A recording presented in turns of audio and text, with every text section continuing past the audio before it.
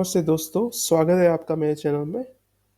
आज हम सीखने जा रहे हैं एग्रीगेट फंक्शन के बारे में। एग्रीगेट फंक्शन के सबसे पहले हम एग्रीगेट फंक्शन क्या होता है और फंक्शन हमें डेटा का पर्टिकुलर एक समरी या सारांश निकाल के दे देता है, जैसे कि एवरेज हो गया, सम हो गया, मैक्सिमम, मिनिमम या फिर काउंट।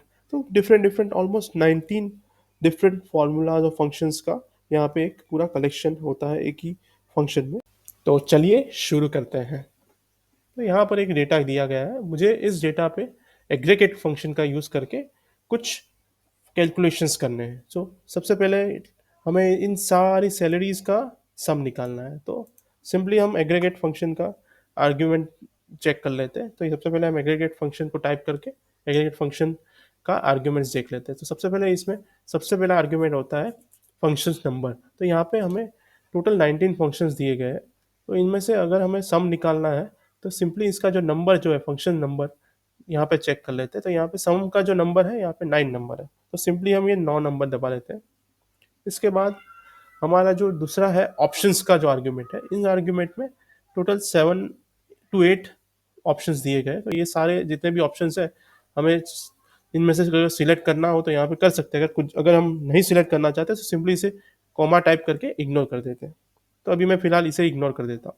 तो यहाँ पर हमें एरर सिलेक्ट करना है। एरर यानी कि जितना भी रेंज है, हम कितने रेंज को, जिस रेंज में हम ये सम निकालना चाहते हैं। तो यहाँ पे हम ये देख लेते हैं कि यहाँ पे सैलरी का जितना है F3 से लेके टोटल F12 तक का हमें डेटा दिया हुआ है। तो यहाँ पे सिंपली इसे सिलेक्ट करके यहाँ पर इसमें ब्रैकेट कंप्लीट कर देते हैं और सिंपली इसे एंटर कर देते हैं। तो यहाँ पे हमें इसका सम निकल के आ गया है।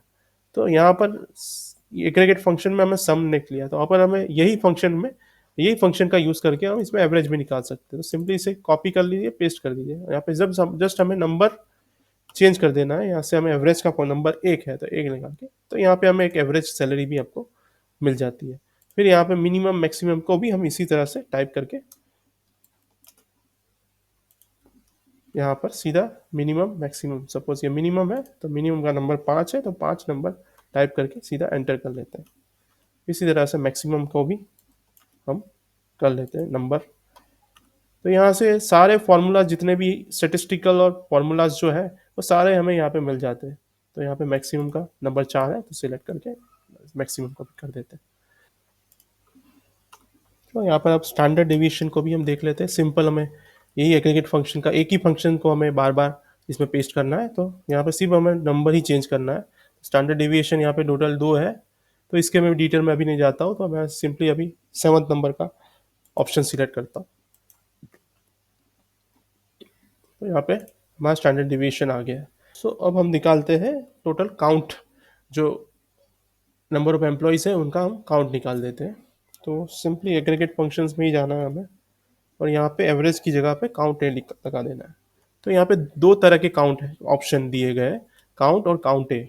तो काउंट का जो यूज़ है वो हम जब कोई वैल्यूज़ है उसका काउंट निकालना चाहते हैं, जैसे नंबर्स है या फिर डेट है, नंबर्स, जितने भी नंबर्स और नंबर के वैल्यूज है उसका हम काउंट निकालते हैं। तो उसमें काउंट का यूज करना होता है। काउंट ए का यूज ज्यादातर हमें टेक्स्ट जितने भी है, किसी किसी कॉलम में हमें सिर्फ टेक्स्ट दिए गए हैं, टेक्स्ट वैल्यू दी गई है, तो उसका हम काउंट निकालना हो तो काउंट ए का ऑप्शन हमें और चूज करना होता है। तो हम सिंपली 3 नंबर हम प्रेस करते हैं। उसके बाद हम ऑप्शंस में सिंपली कुछ भी हम नहीं लेते हैं अभी फिलहाल। उसके बाद हम अरे सिलेक्ट कर देते हैं। हमारा जो नेम का जो कॉलम है उसमें हम सिलेक्ट कर देते हैं। तो सिंपली यहाँ पर हम सिलेक्ट करके इसे एंटर कर देते हैं। तो टोटल हमें 10, जिसमें 10 ऑलरेडी डेटा दिया हुआ है तो वहाँ तक का हमें नंबर ऑफ काउंट भी मिल जाता है। तो यहाँ पर हमें एग्रीगेट फंक्शन में ही ज़्यादातर मल्टीपल स्टेटिस्टिकल फार्मूला ज़्यादातर हम जो यूज़ करते हैं वो सारे फार्मूला इसी एक ही फंक्शन में हमें मिल जाते हैं। हमने एग्रीगेट फंक्शंस का बेसिक जाना कि किस तरह एग्रीगेट फंक्शंस का हम यूज़ करके डिफरेंट स्टेटिस्टिकल फंक्शंस जैसे कि सम हो गया, एवरेज हो गया, minimum, max, large, small, standard deviation, variance, different कोई भी हमारे जो स्टेटिस्टिकल फंक्शंस जो हम मोस्टली पर जितने भी 19 फंक्शंस है वो हम इसी एक ही फंक्शन में हमें सारा फंक्शंस का हमें यूज़ करना मिल जाता है। अब जब यहाँ पे हमने एग्रीगेट फंक्शन में एक जो ऑप्शन है, जो ऑप्शन का जो आर्ग्यूमेंट है हमने छोड़ दिया था ऐसे ही, तो यहाँ पर इस ऑप्शंस का हम किस तरह से यूज़ कर सकते हैं, उसका उसके बारे में हम जानते हैं। तो हम नेक्स्ट शीट पे आगे बढ़ते हैं। सो हम शीट नंबर 1 पे देख रहे हैं, तो यहाँ पे किसी कंपनी का डेटा दिया गया है जिसमें हमें सेल्स और यूनिट सेल्स का समेशन निकालना है। तो हम जब हम समेशन निकालते हैं एग्रीगेट फंक्शन से, तो यहाँ पर सिंपली हम 9 नंबर टाइप कर देते हैं। और यहाँ पे सपोज ये ऑप्शन है, सपोज हम इग्नोर करते हैं इस ऑप्शन को, उसकी जगह डायरेक्ट हम एरर सिलेक्ट करते हैं, तो हमें एरर यहाँ पे शो करता है। तो इस एरर को हम कैसे रिमूव करें? तो यहाँ पर हम देख रहे हैं, तो यहाँ इस 2 सेल में एरर है। एक सेल पूरा डमी सेल है। सपोज इन इस जो इश्यू को हम कैसे रिजॉल्व करें? तो यहाँ पे हमने जो ऑप्शंस का जो आर्गुमेंट छोड़ा था, उसी ऑप्शंस का में ही हमको एक सॉल्यूशन मिल जाता है। तो यहाँ पे जब हम देख रहे हैं, तो यहाँ पे जो लास्ट रो है जिसमें ignore hidden rows and error values, तो सपोज यहाँ पे कहीं ऐसा हो सकता है, कई बार ऐसा हो सकता है कि यहाँ पे हमें कुछ रोज हिडन हो और उसका जिसे हमें जिसका हमें डेटा का सॉल्यूशन समेशन नहीं चाहिए, या फिर कुछ भी कैलकुलेशन हमें करना नहीं है, और एरर जो भी है उस एरर वाले जो सेल्स है उसको इग्नोर करना है। तो सिंपली हमें सपोज मुझे दोनों चीज़ें नहीं चाहिए, मुझे हिडन रोज को भी इग्नोर करना है और एरर वैल्यूज को भी इग्नोर करना है। तो सिंपली मैं 7 नंबर का ऑप्शन सिलेक्ट करता हूँ और एंटर कर देता हूँ। तो सिंपली हमारा जो भी सम है इन सेल्स का आ जाता है। तो जितने भी एरर्स का इश्यू जो होता है, इस एग्रीगेट फंक्शन में इस एरर के इश्यू को हम इजीली फिक्स करते हैं और कर सकते हैं, और हमें डेटा में कोई भी एरर या कोई भी वैल्यू में एरर होगा, फिर भी हमारा जो डेटा का रिजल्ट है वो एक्यूरेट आ जाता है। और इसी तरह से हम यूनिट सॉल्व में भी हम वही सेम ऑप्शन यूज करते हैं। सिंपली हम इसमें एरर चेंज कर देते हैं, तो ये हम यूनिट सॉल्व का डेटा ले लेते हैं। तो यहाँ पर हमें टोटल 35,300 यूनिट सॉल्व का हमें टोटल मिल जाता है। सो अब मैं आपको एग्रीगेट फंक्शन का यूज़ करके ऑटोमेटिक सीरियल नंबर कैसे हम ला सकते हैं, उसका मैं आपको ट्रिक बताने जा रहा हूँ। सो इसके लिए सबसे पहले हम देख लेते हैं, हम सीरियल नंबर पहले जैसे नॉर्मली हम कैसे सीरियल नंबर लिखते हैं। एक नंबर, फिर इसको ड्रैग करते हैं, कंट्रोल करके ड्रैग करके हम सीरियल नंबर लाते हैं इस तरह से। इस तरह से 1 से 10 नंबर आ गए, तो 10 एम्प्लॉय का डेटा दिया हुआ है, तो उसके हिसाब से हमने 10 नंबर दिया हुआ है। अगर कोई और यहाँ पर आता है एम्प्लॉय,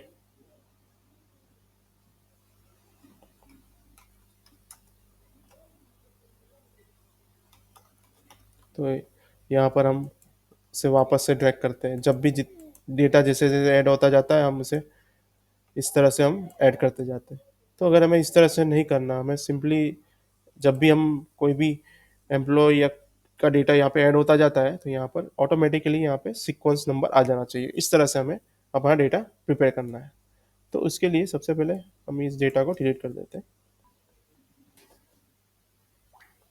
सो यहाँ पर मैं सबसे पहले एग्रीगेट फंक्शन का यूज़ कर रहा हूँ।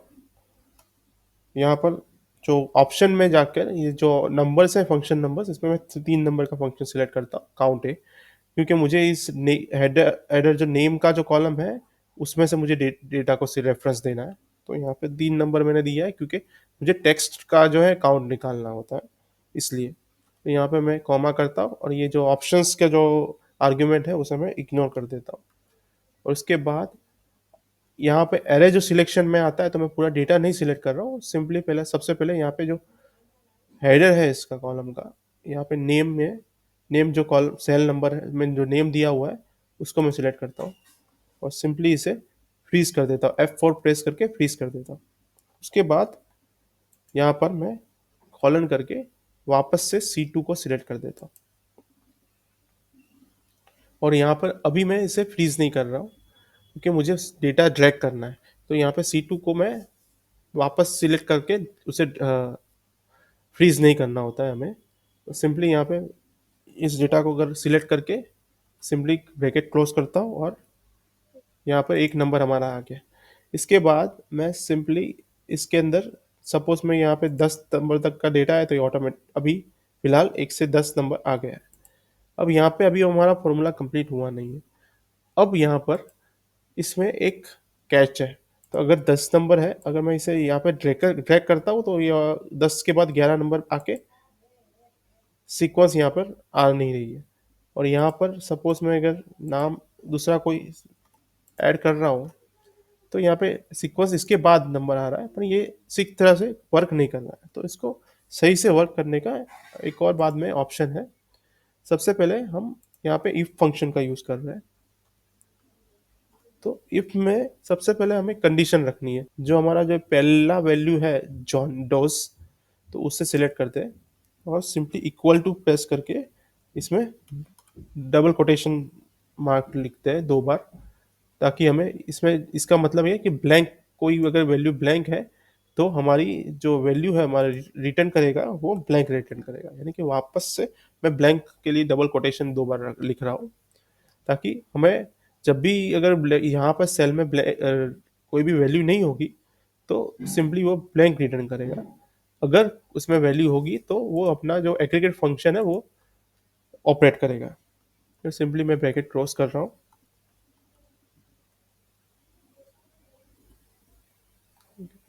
और इसको मैं ट्रैक कर देता हूँ। तो 10 के बाद कोई भी जितना भी है वो ऑटोमेटिकली यहाँ पे हाइड हो गया है, क्योंकि यहाँ पे कोई भी वैल्यू है नहीं, ये जितने भी सेल है वो ब्लैंक है। तो अगर मैं कोई नाम यहाँ पे ऐड करता हूँ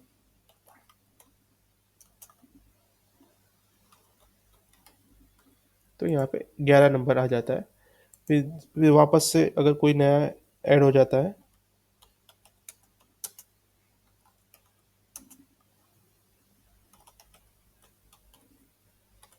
सो ऑटोमेटिकली यहाँ पे सीक्वेंस नंबर आ जाता है, सीरियल नंबर इस तरह से आ जाता है। तो जितनी बार भी हम इस यहाँ पे ऐड करते जाएंगे तो ऑटोमेटिकली यहाँ पे सीक्वेंस आता रहेगा। अगर सपोज मैं ये 14 नंबर का रो में डिलीट कर देता हूँ तो हमारी सीक्वेंसिंग भी मेंटेन रहती है, यानी कि सीक्वेंस भी यहाँ पे मेंटेन रहेगी। यहाँ पे कोई भी हमारा सीक्वेंस हो वो डिस्टर्ब नहीं होगा। सो ये बहुत ही यूज़फुल है, जो जो अगर आप डेटा एंट्री कर रहे हो तो यहाँ पे ये बहुत काम में आता है। सिंपली यहाँ पे अगर हम इसके डेटा को यहाँ पे सिंपली हम सेल को कंट्रोल डी करके यहाँ पे ऐड कर देते हैं, तो हमें जब भी हमें करना हो ज़्यादातर यहाँ पर कुछ भी ऐड करते हैं तो ऑटोमेटिक सीक्वेंस आ जाता है और सीक्वेंस भी यहाँ पे आपकी डिस्टर्ब नहीं होती। सो यहाँ पर ये एग्रीगेट फंक्शन का वीडियो कंप्लीट हो रहा है। सारा जितना भी मैंने आपको सिखाया है वो आप अपने day to day work life में इसे यूज़ कर सकते हैं, इम्प्लीमेंट कर सकते हैं, जिससे आपका काम आसान होगा।